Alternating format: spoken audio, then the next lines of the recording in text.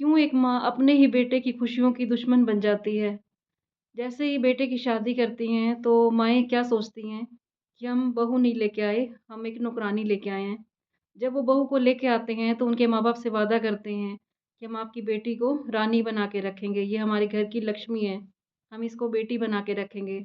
और जैसे ही उसको लेके आते हैं, वो सोचते हैं कि हमें एक फ्री की नौकरानी मिल गई है, इससे हमने काम लेना है, जितना हो सके हम इससे काम लेंगे, क्योंकि घर में फ्री की रोटी थोड़ी ना तोड़ेगी। ये होती है कई माँओं की सोच। तो ऐसी छोटी-छोटी बातें होती हैं जिनकी वज़ह से हमारे घर का माहौल ख़राब हो जाता है। तो आज की वीडियो उन्हीं सास-बहू के लिए है, जिनकी छोटी-छोटी बातों के कारण पूरे घर का वातावरण ख़राब हो जाता है।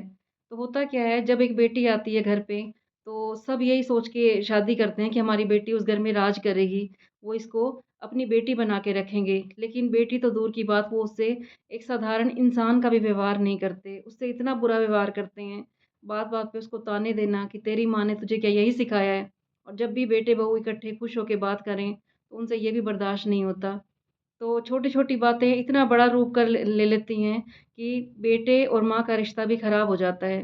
तो सास को ये समझना चाहिए कि बेटा तो तुम्हारा है ही है, लेकिन तुम बहू को लेके आए हो, तुम उसे इतना प्यार दो कि वो बेटा भी तुम्हारा रहे और बहू भी तुम्हारी रहे।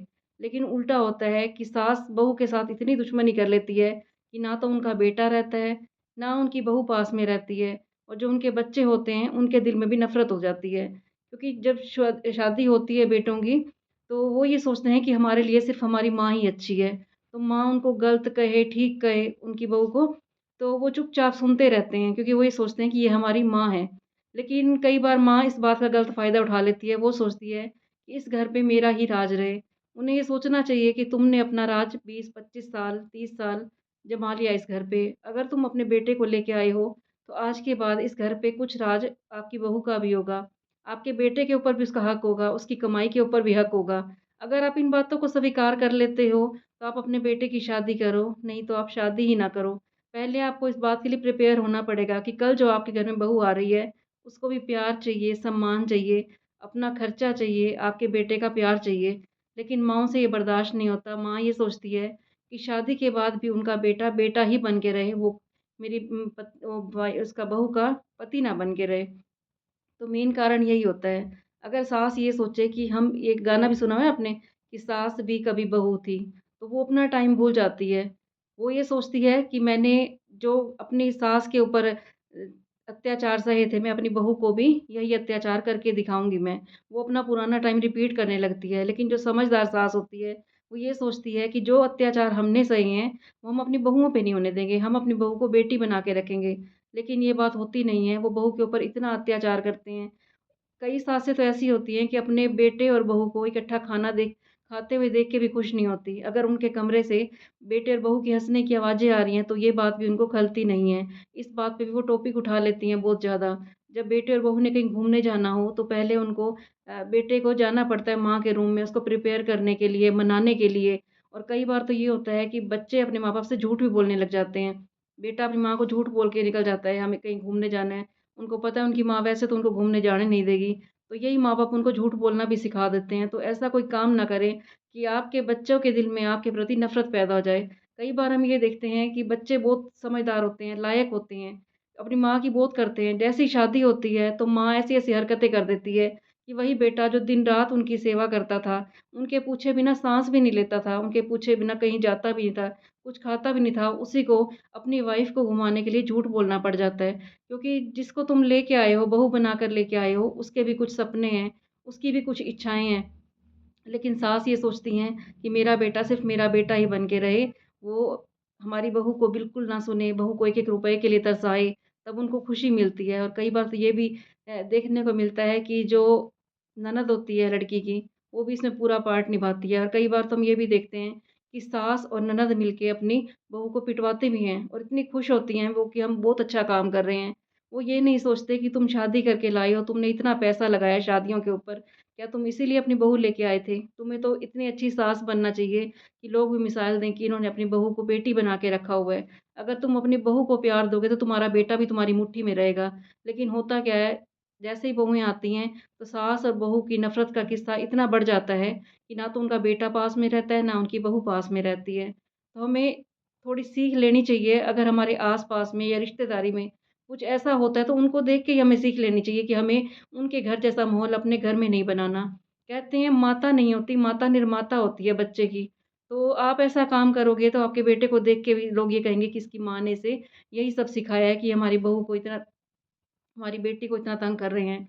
और एक बेटी जब दुखी होती है तो उनका पूरा परिवार दुखी होता है। माँ-बाप को और क्या चाहिए होता है कि हमारी बेटी हमारे परिवार उधर अपने ससुराल में सुखी रहे। लेकिन जब उनको पता चलता है, जब पहली बार लड़की शादी के बाद अपने घर पे आती है, तो सब पूछते हैं, रिश्तेदार हो गए, उनके माँ-बाप हो गए, भई तुम्हारा क्या हाल-चाल है? अगर वही बहू खुश दिखती है, उनकी बेटी उनको खुश दिखती है कि हमारी बेटी ससुराल में बहुत खुश है, तो वो बहुत खुश हो जाते हैं। लेकिन जैसे ही उनको पता चलता है उनकी सास ने तो उनका जीना ही हराम कर रखा है, तो वो बहुत दुखी हो जाते हैं और उनका एक-एक दिन फिर मुश्किल से कटता है। तो ऐसा सास को नहीं करना चाहिए, सास को ये सोचना चाहिए कि तुम्हारा राज तो अब चला गया, अब तुम अपनी बहू को भी थोड़ा शांति से जी लेने दो, जो तुम्हारे घर में बेटी बना के लाए थे तुम जिसको, जो तुमने उसके माँ-बाप से प्रॉमिस किया था कि हम इसको अपनी बेटी बना के रखेंगे। तो बेटी तो बनाना दूर की बात, वो एक इंसान का व्यवहार नहीं करते। कई बार तो क्या होता है कि जैसे ही बहुएँ आती हैं घर पे, तो जितनी उनके घर में मेड लगी होती है, वो सब हटा देते हैं। ये कहते हैं कि इसने क्या काम करना है यहाँ पे, फ्री की रोटी हम इसको कहाँ खिलाएँगे। कई बार उसको छोटी-छोटी बातों पे ताना दिया जाता है, उसको सब कुछ आता है, लेकिन फिर भी उसको ताना देते हैं कि तेरे माँ-बाप ने तुझे क्या सिखाया, तेरे माँ-बाप ने तुझे क्या दिया। और वो लोग ये नहीं सोचते जिसने अपनी बेटी दे दी, उसने सब कुछ दे दिया।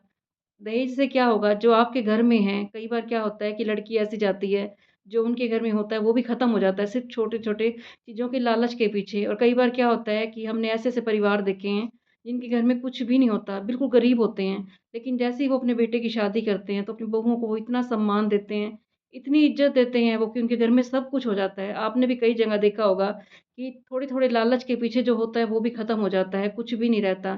और जहाँ पे सम्मान हो, कहते हैं नारी तो होती है लक्ष्मी। तो जहाँ पे लक्ष्मी का सम्मान होएगा, वहीं तो लक्ष्मी आएगी। अगर सब लोगों को इस बात की समझ आ जाए कि ये लक्ष्मी जो हमारे घर में आई है, यही लक्ष्मी का स्वरूप है, तो उनके घरों में पैसे का भंडार भरा रहेगा।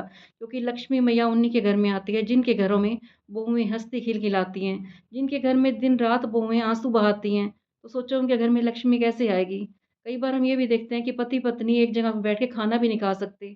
सास को इतनी तकलीफ़ हो जाती है कि दोनों कैसे मिल के खाना खा रही हैं। और कई बार हम ये भी देखते हैं कि पहले तो सास बेटे बहू को खाना नहीं खाने देती। फिर जब उनकी बहुएँ आ जाती हैं, उनके बच्चे हो जाते हैं, बहुएँ आ जाती हैं, तो वो भी फिर आगे ऐसे ही करती हैं। वो जो ये सोचती हैं कि इनकी सास ने इनकी इज़्ज़त नहीं की, तो हम क्यों करें? तो वो जो बीच में बहू फँस जाती है, जो अपनी सास के आगे भी दबी थी, वो अपनी बहुओं के आगे भी दब रही है।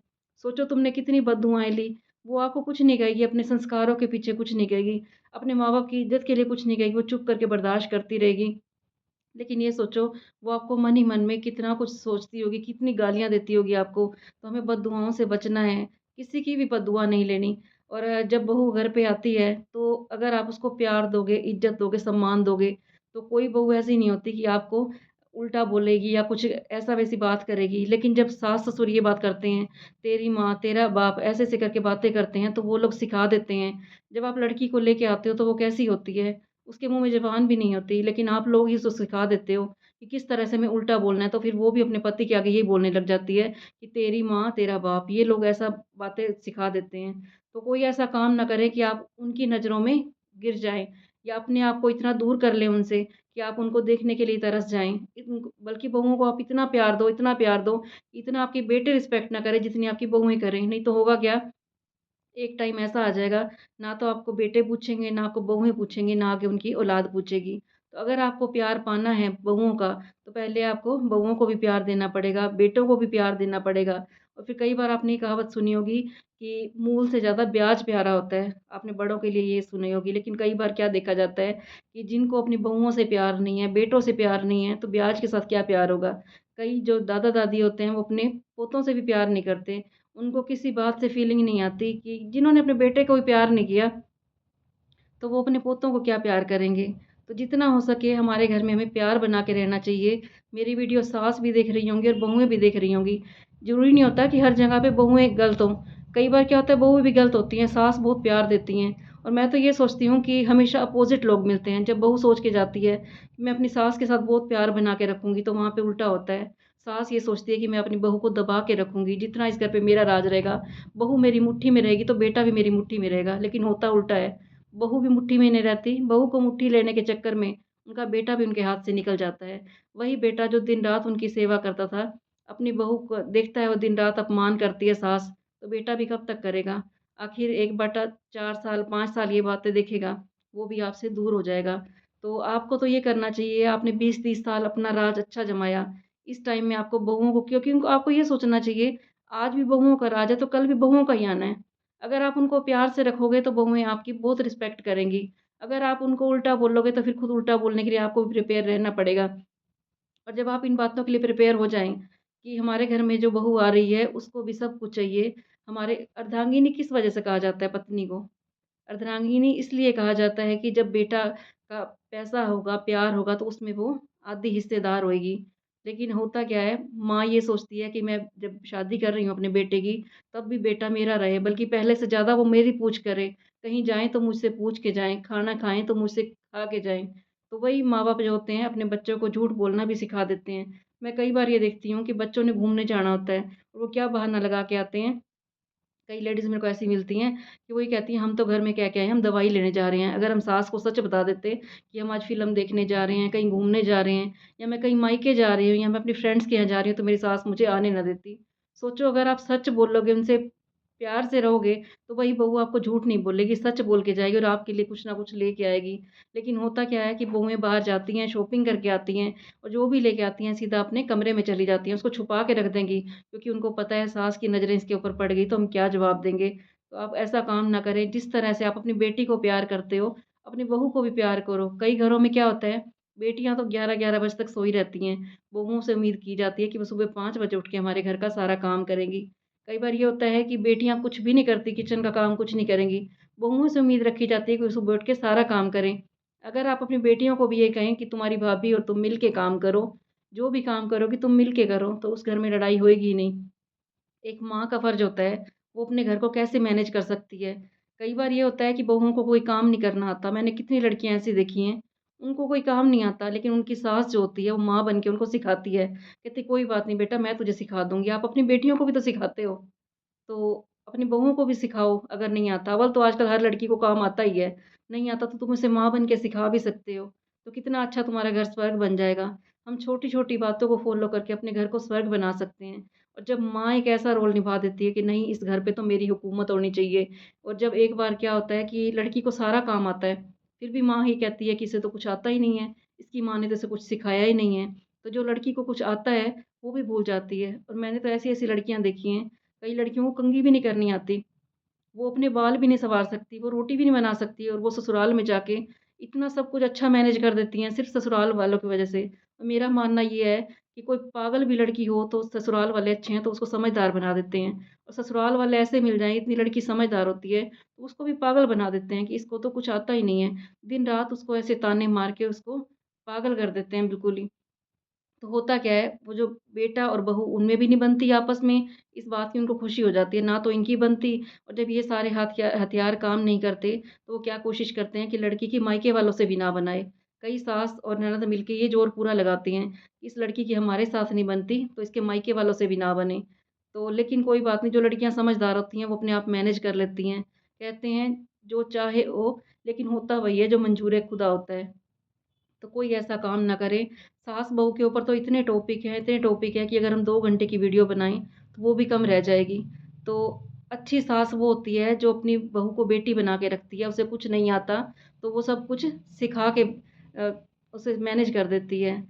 एक बार मैं आपको एक छोटी-सी स्टोरी सुनाती हूँ, सास-बहू की, ये रियलिटी है कि एक लड़की होती है, उसकी शादी होती है, बहुत गरीब घर से होती है, लेकिन उसकी शादी हो जाती है किसी ऊँचे घराने में, और इसके माँ-बाप उसे कुछ भी नहीं दे रहे होते हैं, लेकिन उनमें प्रथा होती है, जब बहू आती है मायके से, शादी के बाद पहली बार आती है, तो बहुत कुछ लेके आती है।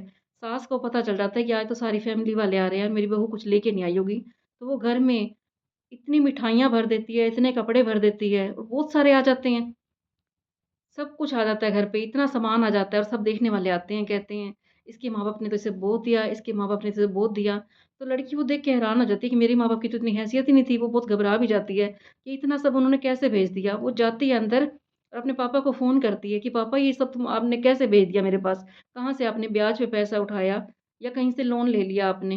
वो कहता है, "बेटा मैंने तो नहीं भेजा।" तो पीछे से उसकी सास आती है, कहती, "बेटी आज के अब तू उनकी बेटी नहीं है, तू हमारी बेटी है, तो तेरी रिस्पेक्ट करवाना ये हमारा काम है।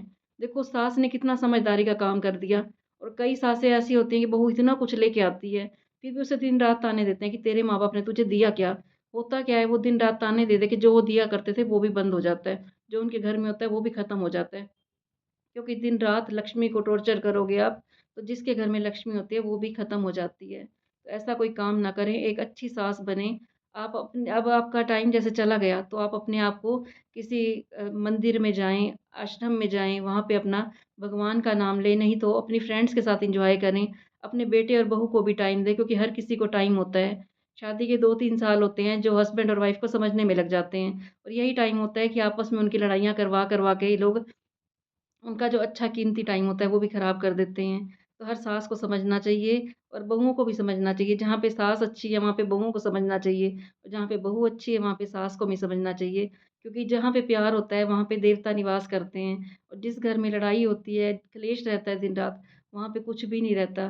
तो मैंने कुछ गलत कह दिया हो तो मैं हर किसी से क्षमा माँगती हूँ। किसी सास को भी बुरा लगा होगा, किसी बहू को बुरा लगा होगा, क्योंकि हर कोई अपने आप को राइट समझता है। कोई भी अपनी गलती नहीं मानता। अगर हर कोई गलती मानने लग जाए तो हमारा घर स्वर्ग बन जाए। लेकिन कोई अपनी गलती मानता नहीं है। छोटी-छोटी बातों के पीछे कलेश करवा के अपने घर को हम नरक बना लेते हैं। तो उम्मीद करती हूँ आपको मेरी बातें अच्छी लगी होंगी। अच्छी लगी हो तो थोड़ा-सा इसे फ़ॉलो कर लेना, क्योंकि ज़रा-ज़रा सी बात के पीछे घरों में महाभारत हो जाती है। तो अपने घर में रामायण की शुरुआत करें। अपनी बहू को सम्मान दें, बहू को बेटी बना के रखें। बेटी बना के भी नहीं रख सकते कि इंसानियत का पाठ समझ लें कि वो भी किसी की बेटी है, उससे नौकरों जैसा व्यवहार ना करें। आपकी बेटी के साथ कोई ऐसा करे तो आपको कितना दुःख आएगा, तो अपनी बहू को अपनी बेटी समझ के रखोगे, तो आपके घर में लक्ष्मी का वास होगा। कल फिर आऊँगी मैं आपके पास एक और वीडियो लेके और अपनी बहुओं को प्यार दें, तभी आपको बेटों का भी प्यार मिलेगा। कल फिर हम मिलेंगे आपसे।